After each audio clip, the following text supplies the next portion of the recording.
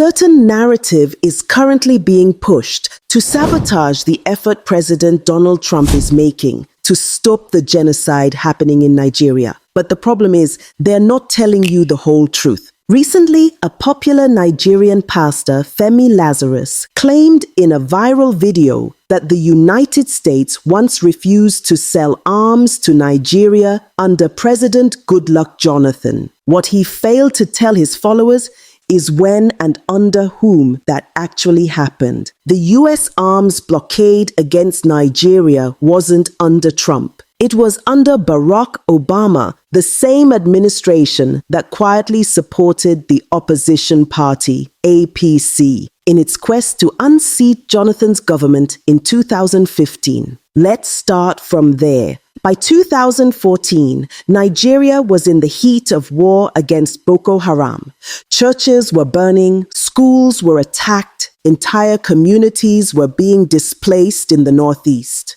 President Jonathan's administration reached out to the US for advanced weapon systems, drones, and surveillance aircraft. But Washington said no. They cited human rights concerns under the Leahy Law, which bans arms sales to foreign forces accused of abuses. But that wasn't the full story. Behind closed doors, some of Nigeria's most powerful opposition figures were lobbying Washington to isolate Jonathan's government. Among them was Bola Ahmed Tinubu, then a key APC leader and now Nigeria's current president, along with several northern governors who traveled to the United States. They met with policymakers, think tanks, and advocacy groups, presenting a narrative that Jonathan's administration was corrupt, anti-Muslim, and unfit to lead. They urged the US to withhold arms sales, claiming any weapons sent to Jonathan would be used to suppress the opposition.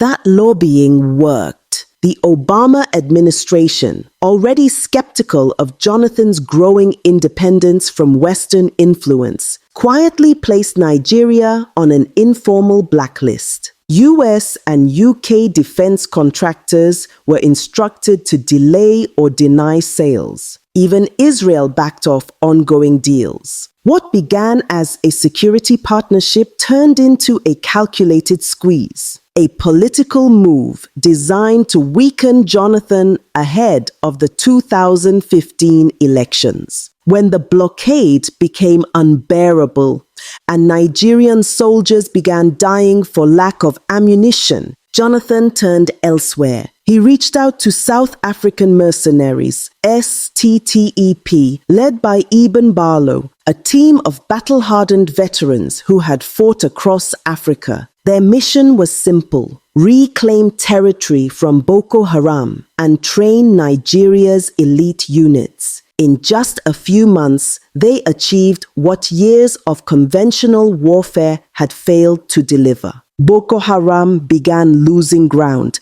Communities started returning home. The tide was finally turning. But that progress didn't last long, because as Jonathan's forces advanced, another battle was being fought behind the scenes. A political war waged from Washington, D.C. The US, under Obama, had quietly thrown its weight behind the All Progressives Congress, the APC, providing funding, campaign consulting, and even an American campaign manager who advised Buhari's team on strategy and messaging. It was no longer just Nigeria's election.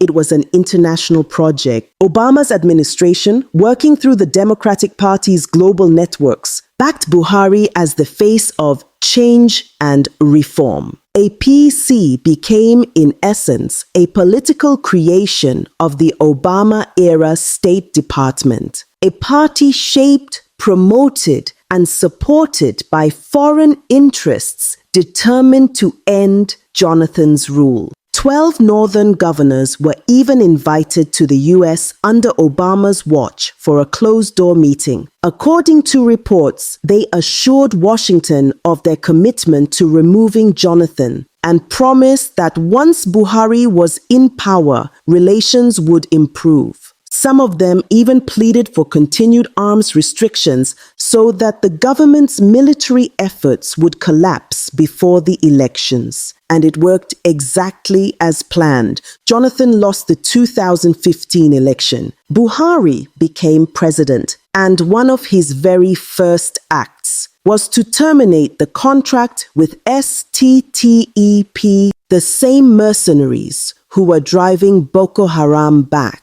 His government claimed Nigeria would handle its own security. Within months, Boko Haram regained lost territory. The group evolved, more sophisticated, more brutal, and more funded. Meanwhile, Obama's administration celebrated Buhari's victory as a win for democracy. But it was Nigerians who paid the price. Tens of thousands were killed in renewed attacks. Thousands of soldiers died. Millions were displaced again. What the US and APC called change became a decade of endless bloodshed. That's not partnership, that's complicity. For years, APC leaders actively lobbied for US intervention against Jonathan, even calling for his arrest abroad over alleged corruption and human rights abuses. They painted him as weak and incapable of stopping the killings, while secretly ensuring that he lacked the tools to fight back. And that's the true origin of Nigeria's endless war on terror, a war deliberately prolonged for politics. But when Donald Trump entered the White House in 2017, things began to change. He didn't follow Obama's playbook.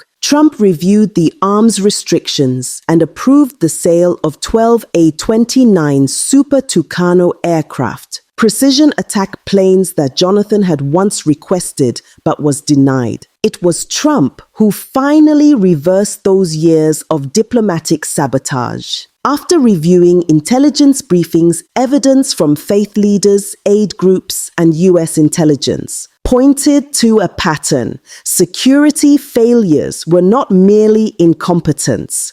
Powerful actors were looking away or enabling the violence. On that basis, Trump went further. He designated Nigeria as a country of particular concern under the International Religious Freedom Act, officially recognizing the persecution of Christians in Nigeria as a matter of global urgency and unlocking tools like targeted sanctions, export restrictions, and visa bans. But that changed again when Joe Biden took office. One of his earliest foreign policy decisions was to remove Nigeria from that same list, despite the fact that attacks on Christians had worsened and thousands of civilians were still being massacred across the Middle Belt and Kaduna. Under Biden, the US returned to a familiar pattern: silence, diplomacy, and excuses. Now, as Trump re-enters the global stage and speaks out again against the killings in Nigeria, the same networks that once sabotaged Jonathan are at work trying to discredit him. They twist facts, omit timelines, and use selective memory to manipulate public opinion. They repeat that America once refused to sell arms to Nigeria, without ever mentioning that it was Obama, their political ally,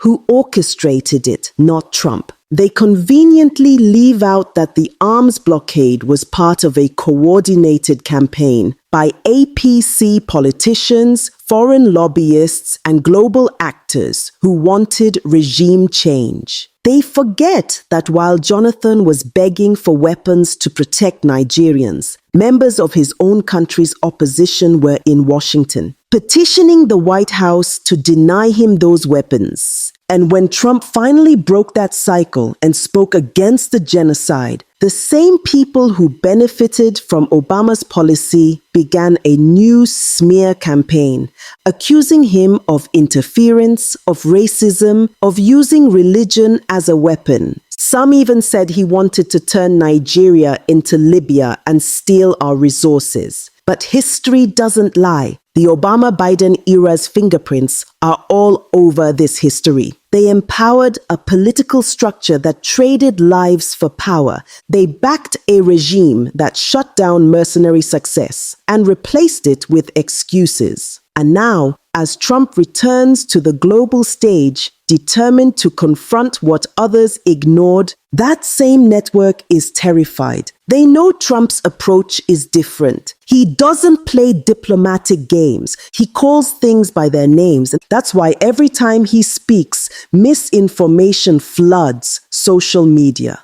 Because if people remember what really happened, if they trace the timeline, the truth will expose too many lies. When APC leaders lobbied America to block weapons, they thought they were only hurting Jonathan, but they never knew it would come back to haunt them. Tens of thousands died because of those political calculations. The mercenaries who could have ended Boko Haram were expelled. The soldiers who could have fought harder were left underarmed, and the foreign allies who could have helped were misled by politicians chasing power. The tragedy is that the same playbook is being used again. Not against Jonathan this time, but against Trump, because Trump's intervention threatens to reopen wounds that many want buried. The Christian genocide in Nigeria is real. It's documented by global organizations, eyewitnesses, and even Nigeria's own former information minister, Lai Mohammed,